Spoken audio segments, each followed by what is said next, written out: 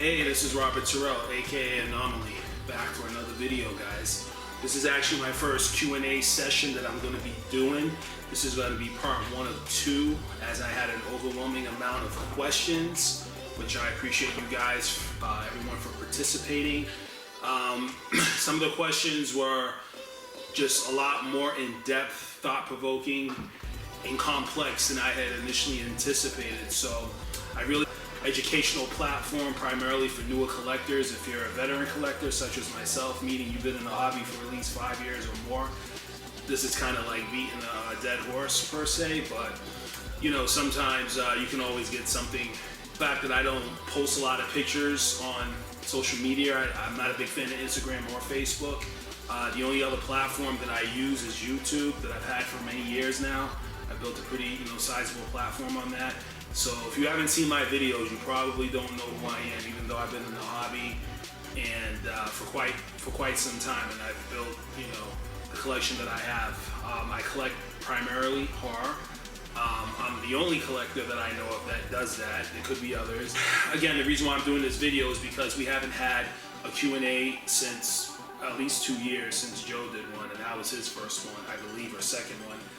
And that was from a different sector or a different perspective from the hobby, whereas my Q&A is more from the horror community's perspective, or from kind of like from that angle. So I kind of wanted to do collector, hopefully I'm saying that right, horror collector's perspective, and at the same time just provide some insight for people that are new and oncoming. So with that being said, we're going to start the Q&A, and I'm going to look at my phone, go to the post, and see what questions you guys have.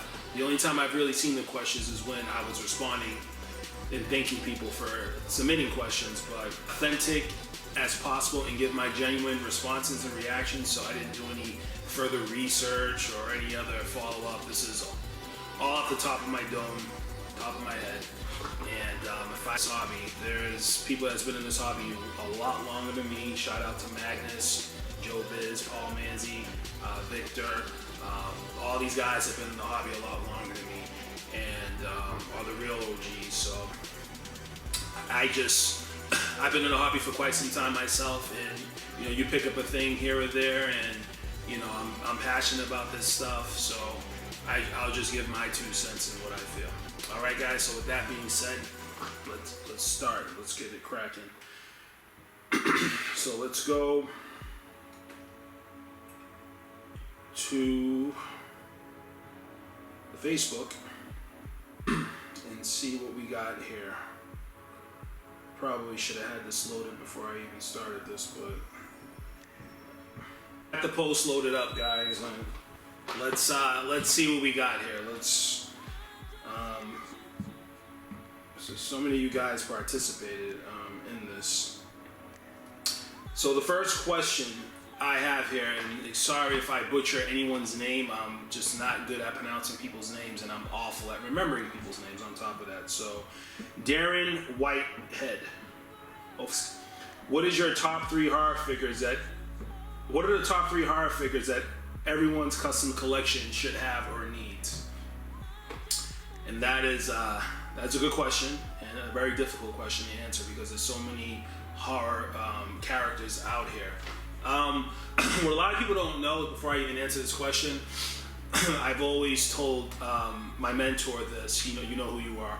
I always told him in the beginning when I was in the hobby that I was never in the mainstream horror like Jason, Freddy Myers. I was more captivated by the prosthetics, the makeup, and just the look.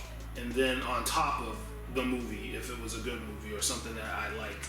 So, if someone were to quiz me on horror movie trivia, I'd probably do really bad, because that's not the reason primarily why I'm into it. But given that information, I think if you're a horror guy like myself and you're really into it, obviously you got to have the mainstream horror. Which one, just assuming, you had to have only 3 specific characters. You have to have a Jason, you have to have a Freddy, and you have to have a Myers. Those are the quintessential foundation of anyone's horror collection. I know the 78 Myers is overly saturated, but that doesn't mean that it's still not a must-have piece in anyone's horror collection, because it's literally the staple of Halloween. So next question. I'm going to do 7 questions, by the way, in this first segment, and then finish up the other 7 or 8 questions in the next video. And on top of that, do the drawing for the Once Customs head keychains. So this question comes from Scott Weinberg. And he asks, do you feel that Jason/Myers the horror market? Granted, each film has so many installments. Name a few characters from other films you would like to see created. So it's kind of like a 2-part question here. Again, great question, Scott. Do you feel Jason Myers dominate? Yeah, I mean, it's mainstream horror. That's what the pure definition of mainstream horror is the characters that you see predominantly more than any other character. So you could throw Leatherface up into that mix too, but I would definitely say that the Jason Myers and Freddy's, at least from when I was growing up, those were the horror films that you saw on TV, like on Friday the 13th or, Halloween, Michael Myers, and then randomly you would see Freddy movies. You wouldn't really see like more of like an Aliens or Texas Chainsaw Massacre or Pumpkinhead or The Thing or things of that, The Shining or Poltergeist, The Exorcist, Rosemary. Like, you wouldn't see things like that primarily as much on network TV, especially if you didn't have cable. And so those are the movies that I saw the most, and those are the ones that I fell in love with, and thus so I would say, to answer that first part of the question, I would say yes, they do dominate. Name a few other characters from other films that you would like to see created. I would definitely like to see a custom 1/6 Pinhead 1/6. I haven't seen one, or at least a good one that I can recollect. I do have a statue from Sideshow, which is really good, but I would love to see that in 1/6. I would like to see a Pumpkinhead. Shout out to my boy Miss Monterio. He's not in the hobby, but he had mentioned that, and I agree with him. Pumpkinhead would be good. A good Ghostface, that would be awesome to see. And off the top of my head, that's probably what I can think of, because we have a lot of horror characters that have been done.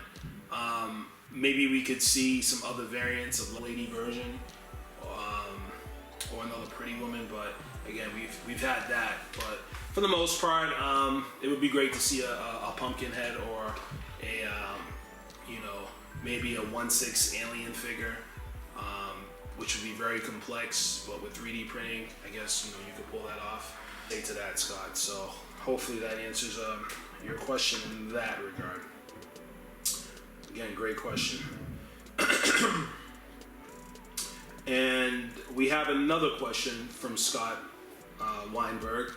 He asks, have you heard of an announcement for a horror run? And so he says, have you heard of an announcement from a horror run with the artist not being suited for the project, but have been blown away by the results once you received or seen the project per se? So in other words, has an artist ever announced a project that I thought to myself, I don't know if they can do that project, but then once the project was done, I was blown away by it, by either in hand or from what I've seen via pictures and video? That is a very tough question. I can't think of any project initially off the top of my head where I said, well, I don't know if this artist can pull this off, but I have said plenty of times that I don't think this figure is going to come out the way that this artist wants it to come out, basically. Not saying that he couldn't do it, but just not having the faith that it would come out the way that I would like it, because I'm very, very finicky. I'm very, very OCD when it comes to these figures, and that's a whole nother topic and a whole nother video. I would say with the Tanelia Once Customs RZ run, I wasn't confident that that project was going to come out for a manner that would be satisfactory for me, given how OCD I can be. Not implying that the talents aren't there, etc. Clearly they are, but that was just a project that I had some concerns with. Beta Metalli doing a Part 7 Jason. I mean, I would love to see that project happen at some point. It's not that I don't think Beto can do it. It's just it'd be interesting to see that project, and I would be surprised if it came out on the level that was satisfactory to me. Because again, there's just certain projects that I feel certain styles are better suited for, and a Part 7 Jason, obviously, that's one's bread and butter right there. But at the same time, he's the only one that we've seen done that project or tackle that project. So he's technically the only frame of reference. Yes, there's been other artists out there that have done Part 7s, but I mean, with all due respect and being realistic here, like none of them have come even close. So for the most part, Ones is really the only one that's tackled this project to a level that is very, very high. So with only having him as a frame of reference, it's not technically fair to say anyone else can't do it. But it's been, 10 years since this hobby has pretty much gotten to where it's gotten. And, from the infancy till now, and Ones is still the only one that has done it, which is revealing and telling to me. So hopefully that answers the question. I'm trying to think of at least one other project. Maybe if I look at my figures, I could, as well, with the black and white paint, I wasn't sure how that was going to come out. And with the Mother, Saw is another project that I didn't think that, I wasn't sure how that was going to come out, and I was, blown away when I seen it in hand. So again, hopefully that answers your question. That's just the best that I can do off the top of my head. So next question, excuse me, comes from Paul Manzi.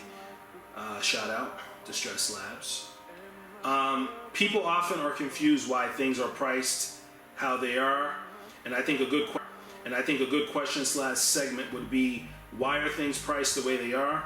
2, a breakdown of the cost for people that often overlook it, and also 3D printing versus hand sculpted. So we have a lot of again, shout out to Paul, Distress Labs, Chris Shees, David Tucker. They all work together. They all make phenomenal stuff. I got a project actually in the works with David right now, and Paul. I got a lot of things on commission, and I even got something on commission, a weapon from Chris. So you guys are awesome. This is a lengthy question, and I'll try to give you the best answer that I can give. So first part, people are often confused on why these things cost what they cost. I don't know if it's confusion or a combination of just ignorance or just being unaware of, obviously the factors that go into a custom figure versus a mass-produced figure. So, a mass-produced 1/6 figure, when I got into this hobby, they were averaging on the high end, on the low end as low as $100 and as high as maybe $300 or $400. And now Hot Toys and Sideshow pieces are pretty much still around that area, but they're a little higher though, say about maybe 20 to 30% higher on average per release than they were back then. Much larger, much more people coming in. It's more mainstream than it was underground, and so obviously if you have a license and you have a mass-produced product made in a factory, and you have 100,000, 200,000 units, where everything is identical and made by a machine process, you're going to have a certain price point there. But if you have a custom figure that is limited and everything is not machined, and everything has to be done by hand, and materials need to be sourced, and everything is customized, and on top of that you have an artist that's doing this for a living, there's going to be differences in terms of pricing. One, you're paying a premium for having something that's very limited, and someone just can't come to your house and say, oh, I like that, I'm going to go on eBay or Amazon and buy that. That in of itself is a huge premium. 2, you have to factor in the time. If an artist is doing this for a living, they obviously have to, the work they do has to be conducive and sustainable to what they're doing in order to facilitate a living and to take care of themselves and their family. So the question is if an artist spends, let's say hypothetically, let's say 20 to 40 hours on the figure. What exactly is that worth? You know, there's a lot of people that think that a custom figure, no matter how good it is, should be only $400, $200, $600. But just forget about expenses for the materials, paints, epoxy sculpt, or whatever that, bodies, whatever that artist is using to make the figures in the project at hand. But forget about all that. Just think about the cost per hour. Person thinks that the custom figure is only $600, no matter what it is. So what exactly is that artist time worth? Is it worth $10 an hour? Is it worth $15 an hour? Is it worth $20 an hour? That's up to the individual artist to decide, but that's just something you got to think about. So if an artist has 40 hours in the figure or in a project, even at minimum wage, that's maybe $600 right there, or $700, 40 hours at minimum wage. So people have to take all that into consideration. And that's the biggest reasons or the biggest factors why these figures cost what they cost. Because again, you got to factor of ownership, something that's custom made and rare and limited, and something that's made, handmade, and the artist's time to do it. These are all factors and often overlooked, especially by new collectors.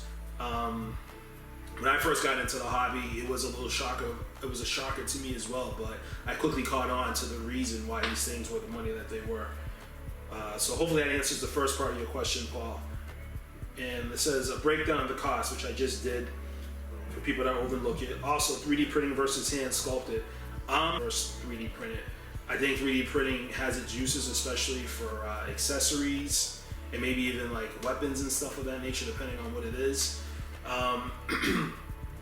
But when it comes to heads, I do prefer the hand sculpted process. But with technology and given the times and the precision of a 3D printed piece or head, for instance, I was talking with Beto Metalli, like he was telling me that, for instance, his eyes and his hands are, they get tired and they're not as precise in the movements and all that. When you're crouched up in the position for hours with your neck bent over and your hands just fine-tuning a sculpt. So it's difficult for him to be as precise and to be as steady and to be as, I guess, as precise as he was compared to the 3D avenue. You're using a mouse and there's certain tricks you can do to make the project not only easier but just better because it's on a computer. So I totally get the reason for going that route. Is it a route that I potentially have a problem with overall? No. If an artist can do both, maybe do some 3D printing in areas where it's applicable, and maybe for a head, do it by hand, or just kind of mix it up and not entirely rely on the process, then I don't have as much of a problem with that. But at the end of the day, it is the future of this hobby, and as more artists come into the hobby, or as more people come into the hobby, and the demand gets greater, and if artists want to make a living, they have to be able to get this stuff out a little faster and a little bit more efficiently, and 3D printing is the way to do that. So that's how I feel about that. So if that answers your question, Paul, hopefully that helps. And what question is that? The third question I answered. So let's answer a few more for this segment. So here is Brian Rose Clark. His question is, I like to play a game. Your houses are on fire. You have enough time to grab one figure. The rest of your collection turns to ash. What do you choose? There's also an option to grab an additional figure, but at the cost of a limb. The choice is yours. It's a radical question, Mr. Ryan Rose.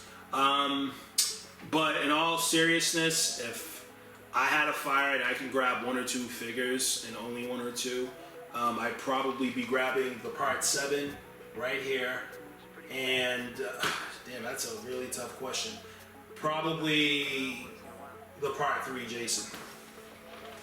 Because I think the Part 3 Jason is one of the greatest sets in the hobby, and definitely one of the more harder ones to obtain. And I mean, I have a lot of pieces in my collection that are difficult to obtain, especially my one stuff, but I don't know. I'd probably grab the Part 7. The Part 7 is the reason why I got into the hobby to begin with. So, yeah, so that's pretty much the answer to that question. So, next question is Ricky Bustle. Newcomers join every year. With this information provided, what path would you recommend? Going after the big grills or settling for the next best thing? I see so many people come into the hobby that can't get what they want and end up leaving the hobby because they can't get what they want. So, to reiterate the question, what do I recommend for getting the grills, or should someone actually getting what they want? You know, so this is a very good question right here. Very good question. So, there's a formula. There's basically a formula to this. It's not something that I made up. It's something that was taught to me.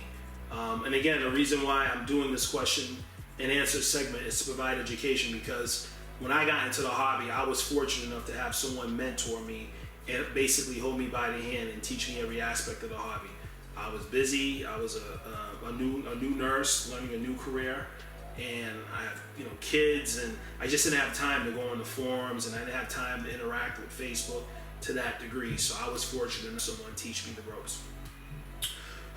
And so he taught me this formula. This is not something that I made up, but without going into crazy details, what I'll say is that if you're striving to get a figure, and let's say that you can't afford it, right off the rip, what I would recommend doing, obviously, is one, determining what figure it is, obviously, that you want. So let's say, for instance, you want a Part 2 Freddy right here, like this figure, which is a grill, and you get an idea how much that figure costs. So you have a few options. One, you can inquire on how much the figure costs, and let's say it's $2,500 for the set, okay, which is what they go for, or more. You start saving money. Whether or not you have the figure, or whether or not you know someone that has the figure, or you located a figure, that should still be the course. Start saving money right off the rip, okay? Some collectors will let you do payment plans. Shout out to Paul Manzi. Paul Manzi's notorious for that. But Paul Manzi has a philosophy on that, and the philosophy is very simple, which I agree with. If someone's willing to give you 6 months, or even 2 months, or 3 months, you should be willing to pay an additional premium for that, because a person is tying up their money and time with you. So that's one option, payment plans, if you can find someone. Second option is you can, if you have any other collectibles, even if they're not 1/6 related, sell something. Sell something, and that can help get you money towards a grail that you want. And I would say thirdly, you could always, and I wish I would have known this sooner. I didn't even know about this maybe 4 years into the hobby, which was PayPal credit. I didn't know anything about PayPal credit until 4 or 5 years into the hobby. Everything I had purchased was basically cash or some form of trade, but mostly cash, given in my position where I could afford stuff because of my career and everything as a nurse. PayPal credit's a great way to get onto a piece, and and have 6 months no interest, and to be able to basically just get onto something right away. And so that's 3 options right there. You can do payment plans, you can sell things, 1/6 stuff related or non-1/6, or you can do PayPal credit. There's also another technique that you can do too, what basically involves just grabbing certain pieces that you know that you're not going to keep, but are good pieces, and then selling those pieces in order to get what you really want. Let's say to get what you really want. Let's say that somebody that's willing to sell, for instance, a part for Jason for retail, okay, and you have it for a couple of months, or you plan on keeping it, and someone comes along and they want it, and they're willing to give you $2,000 for it. That's something that maybe you should consider, because that will help get you to where you want to be in the hobby. And that's a whole nother topic too, that we'll get into later in terms of like pricing what's a fair price, and because there's a lot of I was just talking with somebody the other day on Facebook about pricing and what is a fair price versus not a fair price. So that's a whole different topic for another video, but that's basically what I would say to answer your question. I don't think that people should ever settle for just because they can't get what they want. For instance, if you're buying 5 Hot Toys figures for $1,000 instead of getting that one figure that's $2,000,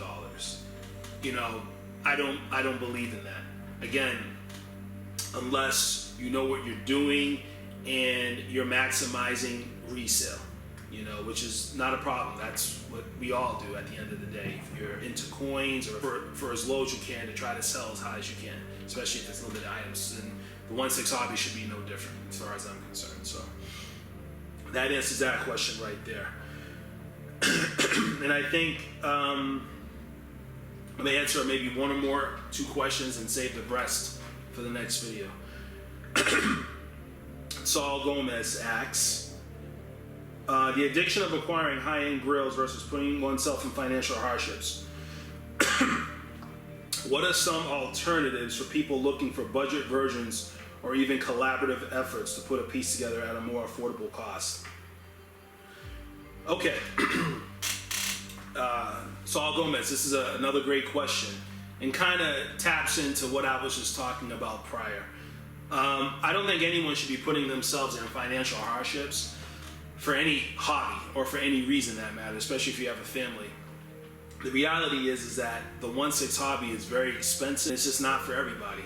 I can say cold-heartedly, if I wasn't a nurse, given all the financial responsibilities I have, having 4 kids, a large mortgage, and other personal things in my life, student loan debt, etc., I wouldn't be able to collect customs at all, or anywhere near the level that I have over the years. So, it's just circumstance. But in terms of looking for budget versions or collaborative efforts, there are some great artists out here that have that budget friendliness in mind. Artists like David Tucker produces a really high quality figure, 1,000 times better than what you would find in a mass-produced figure, by far. I have a remake Jason in the works currently right now from him. So he keeps the pricing in mind, and very, very affordable. G Models is another great alternative. Again, he makes stuff that's better than anything that you'll get mass-produced at a very affordable cost, usually in the $400 to $600 range, to my understanding. You have a few other artists out there that do painting and really, really cheap. Names are escaping me off the top of my head right now, but I'm not a big fan of putting figures together. I do have a Yuncel Myers, a bash, which is everyone knows what a Yuncel is: silent surfer head, hair painted, Yuncel coveralls, all that stuff. But that's only because that's the only way that you can get the best interpretation of a 78 Myers besides Beto's version, which is pretty much non-existent and very hard to come by. And it's an early piece. It's not as it's just an early piece that isn't reflective of the current times and stuff like that. So again, if you really want to have a custom piece, and you have to bash, that's totally fine. But the problem with bashing is that from a collectability and or financial aspect or value aspect, you can't expect a bash figure to be at the same collector's collectability and financially to be as lucrative financially from an investment aspect in terms of making your money back or having your money be safe or at least stagnant or not having your figure depreciate. You can't expect that from a bash as you would like an actual Part 2 Freddy. This Part 2 Freddy, despite its newest re-release that's coming out, it's still going to hold its value because it's an original run figure from Beto Metalli. It's extremely limited even with the addition of the new figures, and it's just all from the artist, and that's what people want to see when they're spending thousands of dollars on the figures, you know, but not, you know, particularly with a bash. So if you're gonna do a bash, just keep in mind that it's truly for you, and it should be something that you truly want and don't either plan on selling, or if you do plan on selling, don't mind taking a loss on. And that's just the cold, honest truth about it. So I hope that that answers your question in that regard. And the last question that I'm going to answer for this video, and I'm going to save the rest for part 2, is another question from Ricky Bustle. Hopefully, again, I'm not butchering these names here, but the other question is, what are some artists or people to avoid, such as recasters or people that just plain out rip others off? Is there any one artist overhyped? What artist do you think is underappreciated? Well, I want to try to avoid name dropping in this video, but I am an admin in the 16 Horror Facebook group. I believe there is an updated list of recasters and people to avoid. So I would tell you to refer to that list, or to contact Paul Manzi, Joe Bratton, myself, or anyone that you know, or Magnus, anyone that's been in the hobby for quite some time. And anytime you're spending thousands or even hundreds on anything, especially if you're new in the hobby, you should be asking other collectors input or posting questions. You shouldn't just be buying something flat out because you're just asking to get your money stolen or taken advantage of. Even if you see anything on eBay, you should be asking questions. So, all right. Is there any artist that's overhyped? I think there are a lot of artists that are underhyped, to be perfectly honest with you. But I think there are a lot of great artists out here. There's different levels to this 1/6 game. When I mean levels, I mean in terms of pricing, in terms of presentation, in terms of collectability aspects. Like for instance, when you buy a Beta Metalli figure, you're gonna get the whole presentation. You're gonna get a premium box, COA, just everything from a presentation standpoint, like kind of opening up like a box of Beats by Dre or something, along with the quality figure and everything. You know, if you go with another artist, like I don't know, like a G Models or a David Tucker or even a Ones, you know, you're gonna get a figure that's well packaged, but you're not gonna get the premium box and inserts and, you know, the premium COAs and stuff like that. So I think every artist in this hobby knows the sector and knows the level in which they're at, and that's what they're comfortable being at, and they don't try to pretend or try to be like another artist that's either in a sector that is, I don't want to say beneath or below, but just in a different sector than what they're in. Everyone just, in my opinion, stays in their lane. So I don't think any artist is particularly overhyped. I just think that based on certain characters and certain figures, like for instance, if you want a Part 7 Jason, One's Customs is the person to go to that. But if you want a Part 3 Jason, you know, Beta Metalli might be a better option for that figure, given how he was presented in the movie, because there wasn't a lot of gore, there wasn't a lot of weathering, and the prosthetics were pretty simple. It was a very simple makeup setup. So again, that's how I'm going to basically answer that question. And what artists you think is underappreciated? So we got overhyped and underappreciated. To be perfectly honest, I think One's Customs is one of the most underappreciated artists when it comes to collectors that spend typically over $1,500 to $2,000 in this hobby. I think there is a certain mindset and certain notion that, you know, that because of his style and the way that he does things, that it isn't at the same level for some of the other artists that do things in another way or a different way. Like for example, like if you have an artist that is doing everything fully custom versus simply customizing existing material. So I think there's skill sets in both in both avenues, and depending on the application, it may be more necessary to just customize than to just have everything customized, you know? Trying to think of a good example of that.